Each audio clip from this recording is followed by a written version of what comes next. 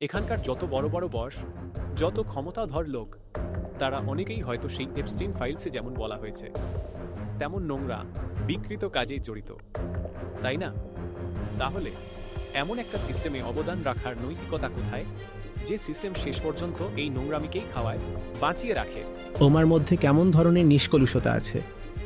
তুমি কি ভাবো ওই লোকটা তার $1 বিলিয়ন কি জন্য উপার্জন করেছে? কিন্তু সে তো ভালো মানুষ, কারণ সে সেলিব্রিটি। আমি 5 জন সেলিব্রিটিকে পুজো করি, তাদের মধ্যে মাত্র 2 জন দুর্নীতিগ্রস্ত, বাকি 3 জন ঠিকঠাক আছে। নাম, বাকি 3 জন এখনো ধরা পড়েনি। যাদের আমরা হোমোস্যাপিয়েন্স বলি, তারা আসলে জঙ্গলের জীব। বুদ্ধি আছে আমাদের, কিন্তু সেই বুদ্ধিও একদম পশুত্বপূর্ণ প্রবৃত্তির দ্বারা চালিত হয়। আর যদি তুমি এটা না বোঝো, তাহলে বারবার ধাক্কা খাবে। সে রাজনীতিবিদ হয়েছে মহান কিছু করার জন্য নয়, নিজের জঙ্গলি ইচ্ছেগুলো পূরণ করার জন্য হয়েছে। আর কেউ যদি এত টাকা কামাচ্ছে, তুমি কি ভাবো সে সেটা দান করার জন্য করছে? পৃথিবীকে ভালো বানানোর জন্য করছে? কেন সে বলবে না যে আমার সেক্স চাই? আর যদি কোথাও এমন কেউ থাকে যে আমাকে এখান থেকে ওখান থেকে আন্তর্জাতিক মেয়েদের এনে দিতে পারে, তাহলে আমি তাকে ভাড়া করবই। শিশুদের উপর অত্যাচার হচ্ছে কারণ অনেক তরুণ তরুণী তোমাদের মতো লোকেরা এইসব পছন্দ করছে।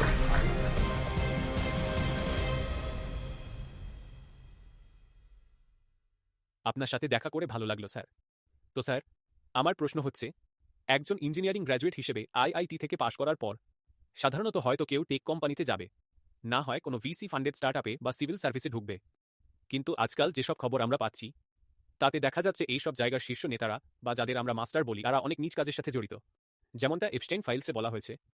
আপনি যদি পিটার থিয়েল বা বিল গেটসের মতো ভিসিএসদের দেখেন, তারাও এর বাইরে না। তাহলে প্রশ্ন আসে, এমন একটা সিস্টেমে নিজের বুদ্ধি আর শ্রম ঢেলে দেওয়া কতটা যুক্তিযুক্ত, যেখানে শেষমেশ এই সব অশ্লীলতা আর দুর্নীতিকেই শক্তি যোগানো হয়? মনে হয় যেন আমাদের হাতেও রক্ত লেগে আছে। বিদ্রোহ ছাড়া অন্য যে কোনো পথই যেন এই অশ্লীলতার সঙ্গে একরকম সহমত হয়ে যাওয়ার মতো লাগে। তো আমি যে একজন ছাত্র হিসাবে কয়েক বছরের মধ্যে ওয়ার্কফোর্সে ঢুকতে যাচ্ছি, আমি কিভাবে এই মানসিক দ্বন্দ্ব সামলাবো, যখন পুরো সিস্টেমটাই এতটা বিকৃত? তুমি প্রশ্নটা বুঝতে পারলে। সাম্প্রতিক বছরগুলোতে, আসলে সাম্প্রতিক কয়েক দশকে, আমাদের একটার পর একটা ঘটনা ঘটেছে। কেলেঙ্কারির পর্দাফাঁস হতে দেখেছি। এই অ্যাপিস্টিন ফাইলগুলো নিয়ে সাম্প্রতিক যেটা হয়েছে, ওরা বলছে, এখন আমি এখানে পড়ি, এই ক্যাম্পাসেই, এক ক্যাম্পাস। ও এখানে পড়াশোনা করে, তারপর একটা কনসাল্টিং ফার্ম ওকে নিয়ে নেবে একটা টেক কোম্পানির দ্বারা, কোনো এক ধরনের ম্যানেজমেন্টের জন্য, অথবা কোনো কনসাল্টিং ফার্মে ম্যানেজমেন্ট টাইপ কিছু করবে, অথবা MBA বা MS এর জন্য এগোবে। UPSCর কথাও বলেছিল। আমি কোথায় যাচ্ছি সেটা আসলে কোনো ব্যাপার না।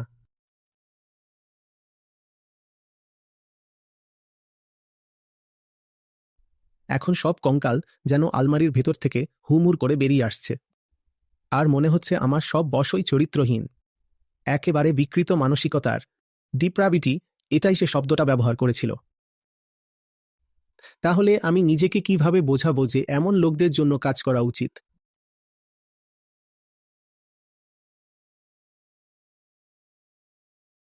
এই উচ্চশিক্ষার প্রতিষ্ঠানে থাকা, তারপর এগিয়ে যাওয়া, আরও ভালো প্রতিষ্ঠান হলেও যদি সব কিছুর শেষে আমাকে এটা করতে হয়, কিছু বিকৃত মানসিকতার বা দানবের জন্য কাজ করো। এটাই তো প্রশ্ন, ঠিক তো? কিন্তু তোমার জানার জন্য একটা কেলেঙ্কারি হওয়াটা কেন দরকার ছিল? এটা কেলেঙ্কারির দাবি কেন করে? এটা কি স্পষ্ট নয়? পুরো ব্যাপারটা আসলে কি নিয়ে? প্রশ্নটা হওয়া উচিত, তুমি এটা কিভাবে করলে? ব্যক্তিত্বের মুখোশ, প্রচার আর প্রোপাগান্ডা আছে, সেগুলো তোমাকে বিশ্বাস করাতে সফল হয়। যারা সবসময় লাইমলাইটে থাকে, সেলিব্রিটি, উদ্যোক্তা, ভিসি, রাজনীতিবিদ, আমলারা, ধরে নেওয়া হয় যেন এরা সবাই অন্তত কিছুটা ভালো আর আধা মহৎ। তুমি নিজেকে সেটা বিশ্বাস করাতে দিলেই বা কিভাবে? এটাই তো আসল প্রশ্ন হওয়া উচিত। আমি একটা ধাক্কা অনুভব করছি, স্যার। আমি সত্যিই ধাক্কা খাচ্ছি। ভগবান কাদায় পায়ে পড়ে আছেন। যাদের আমি একসময় পূজা করতাম, শ্রদ্ধা করতাম, আদর্শ মানতাম, ওরাই ছিল আমার রোল মডেল। কেন? কারণ একটা নির্দিষ্ট কেলেঙ্কারি ফাঁস হয়ে গেছে। এই একই জিনিসটা প্রতি কয়েক বছর পরপরই হয়। তোমার কি একটা নির্দিষ্ট ফাঁস হওয়া ঘটনা মনে আছে? ওই লোকটার কি হয়েছিল? কি হয়েছিল? বহিষ্কৃত, মুছে ফেলা হয়েছে। আমরা যত কাজই করি না কেন, যদি তুমি জিডিপির জন্য কাজ করো, সেটা যায় রাজনৈতিক নেতাদের পকেটে। যদি কোনো কোম্পানির জন্য কাজ করো, সেটা হয় শেয়ার হোল্ডারদের জন্য। আর আমরা যা কিছুই করি না কেন, তার সব মূল্য উপরের দিকের লোকজনদেরই যায়। এই ভাঙনটাই, এই ছেদটাই যা এই অনুসন্ধানকে উস্কে দেয়। তুমি বলছো যে তুমি সরকারের জন্য কাজ করছো, আর সম্ভবত এটা কোনো রাজনীতিবিদ বা উঁচু পদে থাকা আমলার পকেট ভরাচ্ছে। আমি তো জানি না প্রধান অংশীদার আমার দেওয়া লাভ নিয়ে কি করবে, তাই এটা একটা প্রতারণা বলে মনে হয়। আমি জানি না আমার বসেরা কারা হবে। আমি জানি না শেষ পর্যন্ত কে আমার কাছ থেকে উপকৃত হবে, আর সে কেমন ধরনের মানুষ, তার চরিত্র কেমন, আর সে সেই টাকাটা কি কাজে লাগাবে। তোমাকে যা বিরক্ত করছে সেটা হলো এই বিঘ্নটা। কিন্তু আমার প্রশ্ন হলো, বিঘ্ন নয়, বরং বিঘ্নের আগের যে বিশ্বাস ছিল সেটা নিয়ে। তুমি কিভাবে নিজেকে সেই ধারণার স্রোতে ভেসে যেতে দিলে? এই বিশাল জগতে ক্ষমতা যাদের হাতে, তারা সবাই মহৎ আর ভদ্র। তুমি প্রথমে এই ধারণাটা কিভাবে পেলে? কারণ এই ধারণা না থাকলে এমন ধাক্কা বা হতাশা আসতই না। প্রথমে একটা বিশ্বাস ছিল, আর এখন সেই বিশ্বাসটাই প্রশ্নের মুখে পড়েছে। সেটাই তো তোমার এই প্রশ্ন করার পেছনের কারণ। বুঝতে পারছো? আমি প্রশ্নটার গোড়ায় যেতে চাই। এই বিশ্বাসটা আদৌ এলো কোথা থেকে? তুমি কিভাবে একটা নির্দিষ্ট প্রচারণাকে তোমাকে বোঝাতে দিলে? আর এটা দেখা এত জরুরি কেন? কারণ যদি তুমি এখনো এটা না দেখো, তাহলে সেই প্রচারণা তো চলতেই থাকবে। আর সব সময় কেলেঙ্কারির পর্দাফাশ হবে না। তোমাকে ঝাঁকুনি দিয়ে বাস্তবের মুখোমুখি দাঁড় করিয়ে দেওয়ার জন্য। ওদের বেশিরভাগ দুষ্কর্মই লুকিয়ে থাকে, চাপা পড়ে যায়। তুমি এটা সবসময়ই পাবে। তাই তোমার উচিত নয় ঘটনাগুলোর জন্য অপেক্ষা করা। তোমাকে নীতির স্তরে স্পষ্ট থাকতে হবে। পারমাণবিক পদার্থবিজ্ঞান অনুযায়ী ক্রিটিক্যাল মাস হল সেই ক্ষুদ্রতম পরিমাণের বিভাজ্য পদার্থ যা একটি স্বয়ংসম্পূর্ণ পারমাণবিক চেইন বিক্রিয়া বজায় রাখতে প্রয়োজন। ক্রিটিক্যাল মাস একটা সহজ জিনিস, খুবই সহজ জিনিস। থোরিয়াম, ইউরেনিয়াম বা প্লুটোনিয়ামের একটা গোলক। আমরা এটা নিয়ে খেলতে পারি, এদিক ওদিক ছুড়ে দিতে পারি, কাউকে ছুড়ে মারতেও পারি, আর কিছুই আসলে ঘটবে না, হয়তো কিছু রেডিও অ্যাক্টিভ বিকিরণ ছাড়া, যেটা খুব একটা বিপজ্জনক নাও হতে পারে। তুমি ক্রিটিক্যাল মাসের মূলনীতি জানো না, তাই তো? তুমি জানো না, তাহলে তুমি বলটা নাও, সেটাকে একই ধাতু দিয়ে আরও ভরাও, আর এটা করতে থাকো। তারপর একদিন 50 বছর পরে একটা বিশাল বিস্ফোরণ ঘটে। আমি শিখতে চাই বই, বাস্তব অভিজ্ঞতা আর জ্ঞানী মানুষের সাথে আলোচনার মাধ্যমে। বই দেয় গভীর জ্ঞান, অভিজ্ঞতা দেয় বাস্তব বোঝাপড়া, আর কথোপকথন দৃষ্টিভঙ্গি পরিষ্কার করে। ঘটনাটা না, নীতিটা। 50 বছর অপেক্ষা করো একটা বিশাল বিস্ফোরণের জন্য। এটা একটা বিরল ঘটনা। যেমনটা আমরা জানি, তুমি কি সেই বিস্ফোরণের জন্য অপেক্ষা করবে যাতে তুমি নিউক্লিয়াস সম্পর্কে কিছু শিখতে পারো, নাকি তুমি বরং নিজেই সেই মূল নীতিটা শিখে নিতে চাইবে যাতে আগেভাগেই ভালোভাবে বুঝে নিতে পারো কোথায় বিপদ লুকিয়ে আছে? তুমি কোনটাতে শিক্ষিত হতে চাও? ঘটনাটাই আসল সমস্যা, প্রিন্সিপাল না। সমস্যাটা হচ্ছে ঘটনাটা। আমি চাই তুমি প্রিন্সিপালের কাছে যাও, ওটাই তোমাকে অনেক ভালো আর গভীরভাবে সুরক্ষা দেবে। একটা ব্যাপার হলো, কেউ তোমায় বলে ইউনিয়ামের বল নিয়ে খেলো না, খারাপ কিছু হতে পারে। ঠিক আছে, আরেকটা ব্যাপার হলো, তুমি নিজেই নীতিটা জানো, তুমি ঠিকভাবে হিসেব করতে পারো। গুরুত্বপূর্ণ ভর, বলের ব্যাসার্ধ, এই জাতীয় জিনিসগুলো তুমি চাইবে মূল নীতিটা সম্পর্কে আলোকিত হতে, তাই তো? আর এখন আমরা আসি সেই মূল নীতির কথায়। যাদের আমরা হোমো স্যাপিয়েন্স বলি, তারা আসলে জঙ্গলেরই প্রাণী। বুদ্ধি আছে ঠিকই, কিন্তু সেই বুদ্ধিটা চালিত হচ্ছে একদম পশুসুলভ প্রবৃত্তি দ্বারা।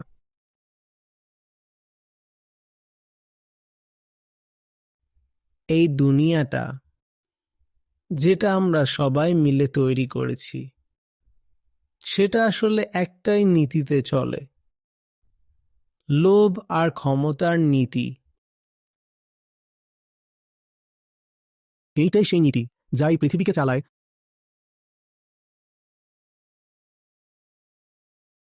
আদিম পশুবৎ অহংকার কাজ করবে, এটা হিংস্রভাবে কাজ করবে, এটা শোষণমূলকভাবে কাজ করবে।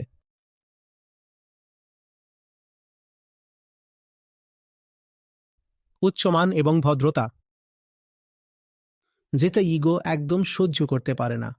যখনই তুমি কারো দিকে তাকাও, তখন স্বাভাবিক ধরে নেওয়া উচিত, আমি নিজেকেই দেখছি।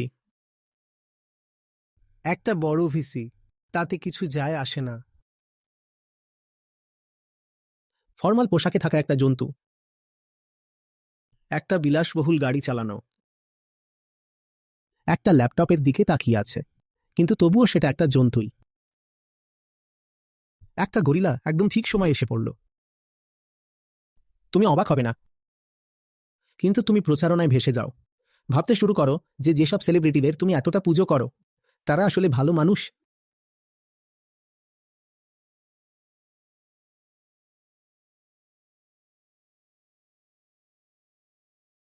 মূল্যবোধটাই একমাত্র জিনিস যা আলাদা করে দেয়।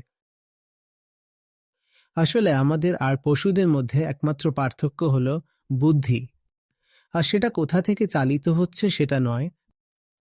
আমরা সেই কেন্দ্রটা প্রাইমেটদের সঙ্গে, স্তন্যপায়ীদের সঙ্গে, পোকামাকড়ের সঙ্গে, সরীসৃপদের সঙ্গেও ভাগ করে নিই। প্রাইমেটদের সঙ্গে, স্তন্যপায়ীদের সঙ্গে, পোকামাকড়দের সাথেও, সরীসৃপদের সাথেও একই জিনিস, প্রায় একই রকম ব্যাপার। সিংহের মাংস কেমন লাগে খেতে? কেউ বলতে পারো সিংহের মাংস কেমন লাগে? কেউই খায়নি। কেন? কিন্তু তোমরা তো মহিষ খেয়েছ, ছাগল খেয়েছ, ভেড়া, মুরগি, সব খেয়েছ। কেন? আমরা দুর্বল? না, ওরা দুর্বল। আর যদি এটা না বোঝো, তাহলে বারবার ধাক্কা খাবে। আমরা বর্বর মানুষ, আমাদের বুদ্ধি দিয়ে ব্যাপারটা আরো খারাপ হয়ে গেছে। আইকিউ, এই আইকিউ আমাদের সংগঠিত হতে শেখায়। জানো আমরা কি করেছি? এই গ্রহে যত প্রাণী আছে, তার প্রায় 1/3 জমি এখন শুধুই হোমো স্যাপিয়েন্সদের দখলে, আর বাকি 2/3 প্রাণীর বেশিরভাগই হল হোমো স্যাপিয়েন্সদের নিজেদের জন্য পালিত। গরু, মহিষ, অন্যান্য গবাদি পশু ইত্যাদি। মাত্র 3-4% হল সত্যিকারের বন্য প্রাণী। এটাই আমরা, যেটা আমাদের কাজে লাগে, সেটাকে আমরা বাড়াই, সংখ্যায় বাড়িয়ে ফেলি, উৎপাদন করি, কারখানার মতো করে তৈরি করি, যেটা আমাদের কোনো কাজে লাগে না। আমরা সেটাকে সোজা মেরে ফেলি, ধ্বংস করে দিই। এটাই তো আমরা। তুমি কি ভাবছ তুমি তোমার কর্পোরেট মালিকের সেবা করবে আর সে তোমার প্রতি সদয় হবে? ওই কর্পোরেট হাসির পেছনে আছে এক বন্য জানোয়ার, যার দাঁত খুব ধারালো। যতক্ষণ না তুমি তাকে 10 টাকা কামিয়ে দিচ্ছ ততক্ষণই শুধু সে তোমায় টাকা দেবে। আর কেউ যদি এত টাকা কামাচ্ছে, তুমি কি ভাবছো সে সেটা দান করার জন্য করছে কারণ সে চায় পৃথিবীটা ভালো হোক? না রে ভাই, নিজের ভোগের জন্যই করছে। এটাই জঙ্গলের নিয়ম। কেউ কারো জন্য কিছু করে না। এখানে ফ্রিতে কিছু মেলে না। যদি কেউ এত কামিয়েই ফেলে তাহলে কেন বলবে না যে আমি 6টা চাই? আর যদি এমন কোনো দালাল পাওয়া যায় যে আমাকে 6টা এনে দিতে পারে, আন্তর্জাতিক লেভেলের মেয়ে, তাহলে আমি সেই দালালকেই ধরব। কি ধরনের নিষ্কলুষতা নিয়ে ঘুরছো তুমি? একে কি নিষ্কলুষতা বলবো নাকি সরাসরি বোকামি? তুমি কি ভাবছো ওই লোকটা তার বিলিয়ন ডলারের সম্পদ উপার্জন করেছে কিসের জন্য? কি জন্য? যাতে তুমি একটু ভালো জীবন যাপন করতে পারো? না, সে করেছে যেন পৃথিবীটাকে খেয়ে ফেলতে পারে। এটাই একমাত্র নীতি। তোমার ছাড়া আর কোনো নীতি নেই। কিন্তু তুমি তো মিষ্টি কথায় আর হাসি মুখে ভেসে যাচ্ছ। কি? আর তুমি ভাবছো এই লোকটা সত্যিই পৃথিবীটাকে একটা ভালো জায়গা বানাচ্ছে? কেউই পৃথিবীকে ভালো করার জন্য জন্মায়নি। সবাই এসেছে পৃথিবীটাকে চুষে খাওয়ার জন্য। যেমন আমরা আগেই করে ফেলেছি। যেন এখন ডুমসডে ক্লক কোথায় দাঁড়িয়ে আছে? শুধু 85 সেকেন্ড দূরে চূড়ান্ত বিপর্যয় থেকে। কিন্তু এমন সরলতা, এমন নিষ্ঠুর বোকামি। কিন্তু সে তো ভালো মানুষ হওয়ার কথা, কারণ সে একজন সেলিব্রিটি। কিন্তু সে তো মহৎ হওয়ার কথা, কারণ সে একজন রাজনীতিবিদ। সে রাজনীতিবিদ হয়েছে মহৎ হতে নয়, নিজের ঘৃণ্য ইচ্ছেগুলো পূরণ করতে। এটাই জঙ্গলের নিয়ম। আর একমাত্র ব্যতিক্রম কারা? ঋষি মুনি, সাধু সন্তরা। আর ওরাও খুবই বিরল। ওরাই একমাত্র ব্যতিক্রম। কিন্তু এমনও না যে তারা নিয়মের বাইরে কিছু। কিন্তু এই মুহূর্তে আমরা কোনো বুদ্ধের কথা বলছি না।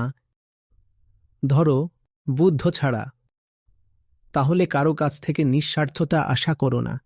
আর যদি কারো হাতে ক্ষমতা থাকে, তাহলে সেই ক্ষমতাকে সবচেয়ে নিচু, নিকৃষ্ট কাজে লাগাবে। তবে সেটা লোকচক্ষুর আড়ালে করবে। তাই তুমি দেখতে পাবে না। তুমি দেখতে পাবে না। আর তুমি বিভ্রান্তই রয়ে যাবে, ভেবে যেতে থাকবে, না না না, আমি তো 5জন সেলিব্রিটিকে পূজা করি। তাদের মধ্যে মাত্র 2জন দুর্নীতিগ্রস্ত, বাকি 3জন তো ঠিকঠাক আছে এখনো। আসলে ওই 3জন এখনো ধরা পড়েনি। এইটাই বাস্তবতা। ঘটনার জন্য অপেক্ষা করো না, নীতির ওপর দাঁড়াও। কারণ যখন ঘটনা ঘটে তখন সেটা একটা ধাক্কা হয়ে আসে। এই ধাক্কাগুলো মোটেও সুখকর অভিজ্ঞতা নয়। তাই তো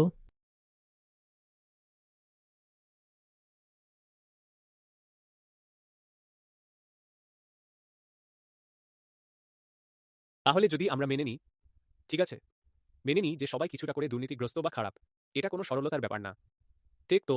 এটা বাস্তব পরিণতির কথা। তাহলে আমাদের আর কোনো বিকল্প থাকে না।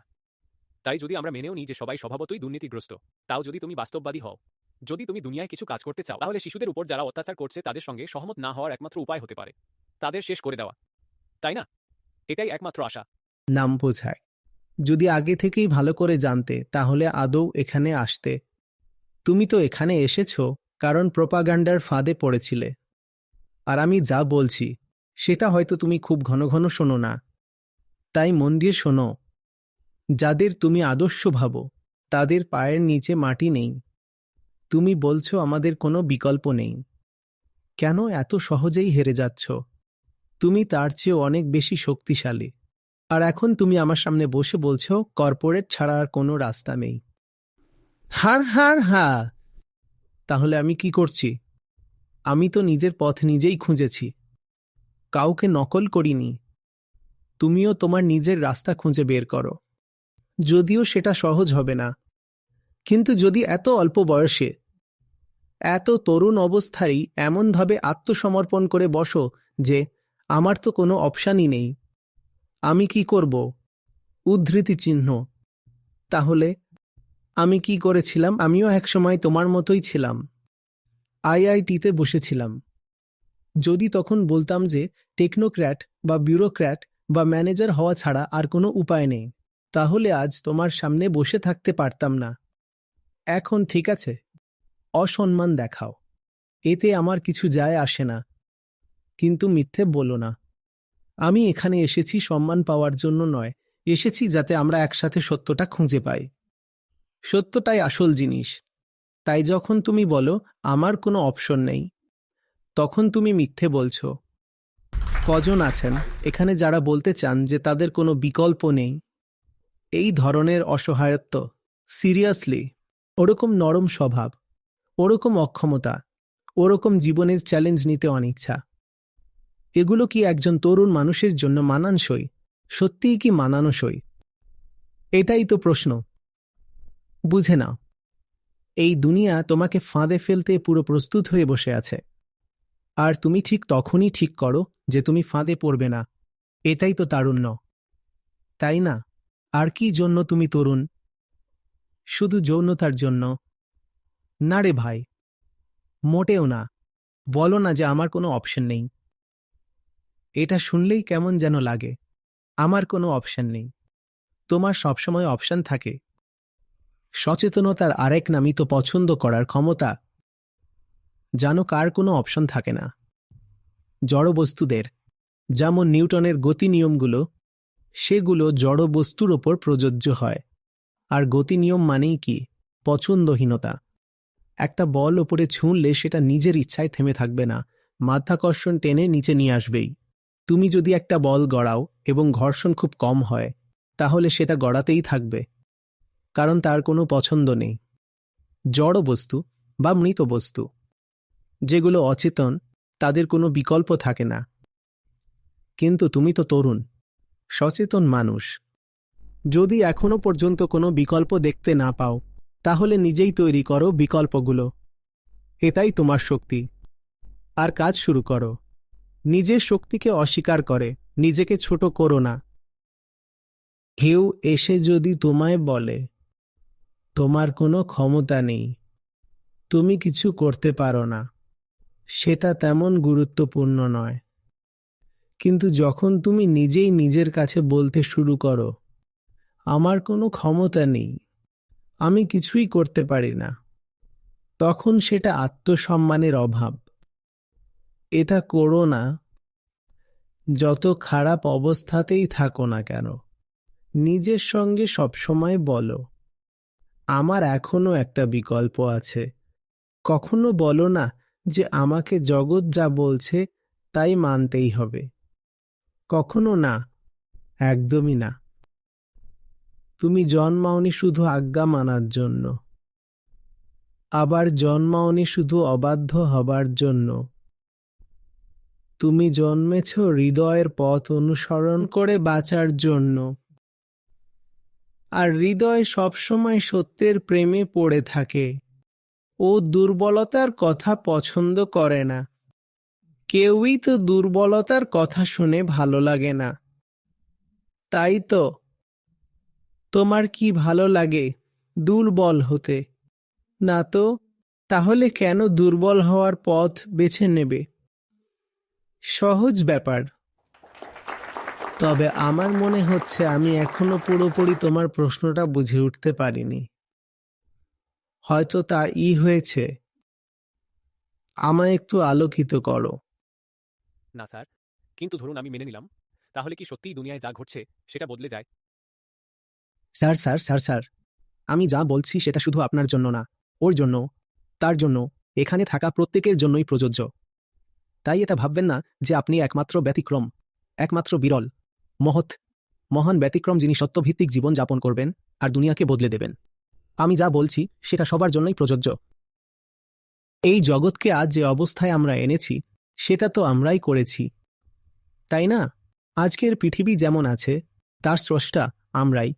আমরা বদলাই পরিবর্তনগুলোকে, আমরা নিজেদের বদলাই, তখন পৃথিবীও বদলে যায়। ব্যাপারটা এতটাই সোজা। ঠিক আছে, এখানেই শেষে। কিন্তু এই সহজতায় বাধা হয়ে দাঁড়ায় আমাদের অনমনীয়তা। নতুন সম্ভাবনাগুলোকে মেনে নিতে না পারাটা 18 বছরের ছেলে মেয়েদের জন্য নয়, বরং 80 বছরের বুড়োদের জন্য হওয়া উচিত।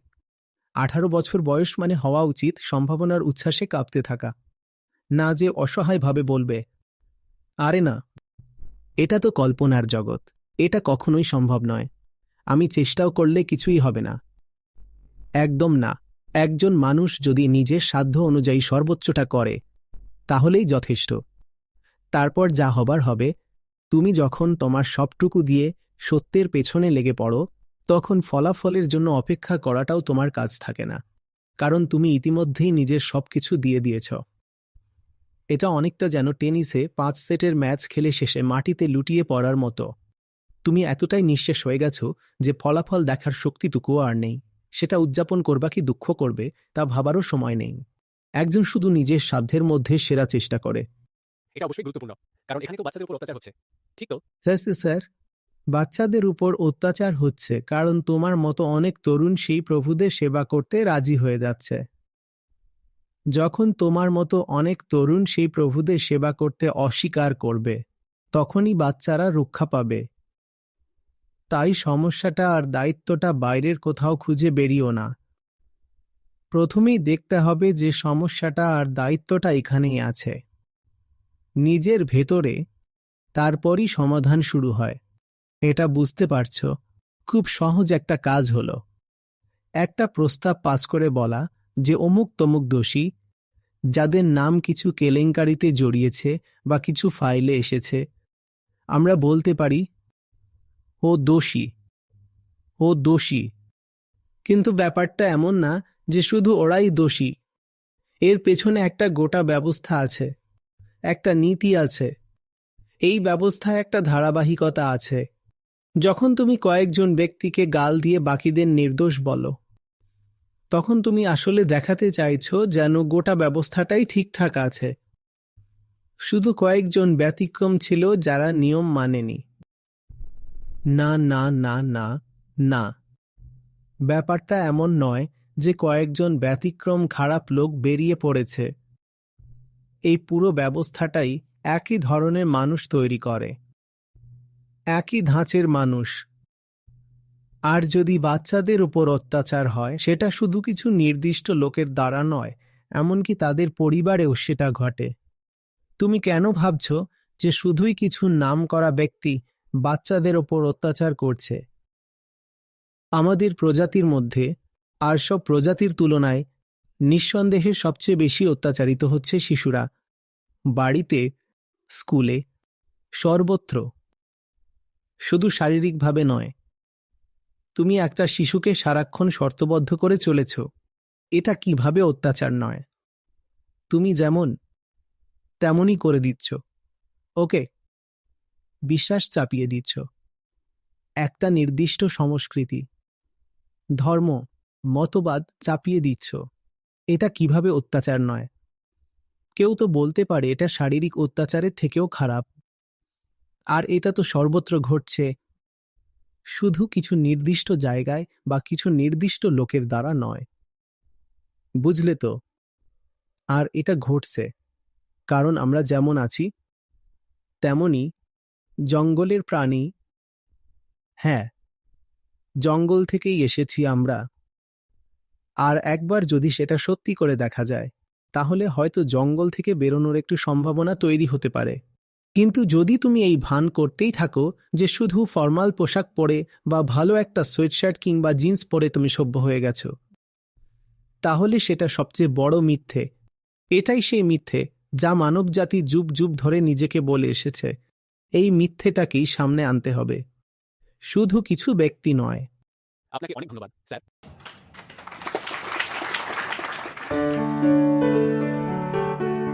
হ্যালো, আমার নাম অ্যাথিনা দত্ত। আমি উত্তরবঙ্গ থেকে এসেছি। আমি গত 3 বছর ধরে আচার্যজির সঙ্গে ইউটিউবের মাধ্যমে যুক্ত আছি। প্রথমে আমি ওনার ইউটিউব ভিডিও শুনতে শুরু করি। তারপর ধীরে ধীরে গীতা, সত্র ইত্যাদিতে অংশ নিতে শুরু করি। গত ৩ থেকে ৭ মাস ধরে নিয়মিতভাবে যুক্ত আছি। আমি বলতে চাই, উনি যা কিছু শেখান, সব কিছুই চোখ খুলে দেওয়ার মতো। প্রত্যেকটা কথা, শব্দচয়ন, উপস্থাপনার ধরন, সবকিছুই অসাধারণ। বিশেষ করে যেসব দোহা উনি প্রতিটি বিষয়ে বেছে নেন, সেগুলো একেবারেই মনোমুগ্ধকর এবং খুব সুন্দরভাবে মূল বিষয়ের সঙ্গে আমাদের সংযোগ ঘটায়। আচার্যজির সঙ্গে এই যাত্রাটা এক অনন্য অভিজ্ঞতা। আমি মনে করি আমাদের এই প্রজন্ম খুব ভাগ্যবান যে আমরা ওনাকে পেয়েছি। তাই আমার বিনীত অনুরোধ রইল সবাইকে, প্লিজ ওনার কথা শুনুন, অনুসরণ করুন এবং গীতা সমাগমে যোগ দিন। এটা একটা অসাধারণ অভিজ্ঞতা হবে। শুধু শেখাই নয়, আপনি অনেক অপ্রয়োজনীয় জিনিস আনলার্ন করবেন, যেমন নার্ভাসনেস, হিংসা, এসব অনুভূতি যা আপনার মধ্যে থাকা উচিত নয়। তাই প্লিজ আসুন এবং আচার্যজির সঙ্গে এই যাত্রায় সামিল হন।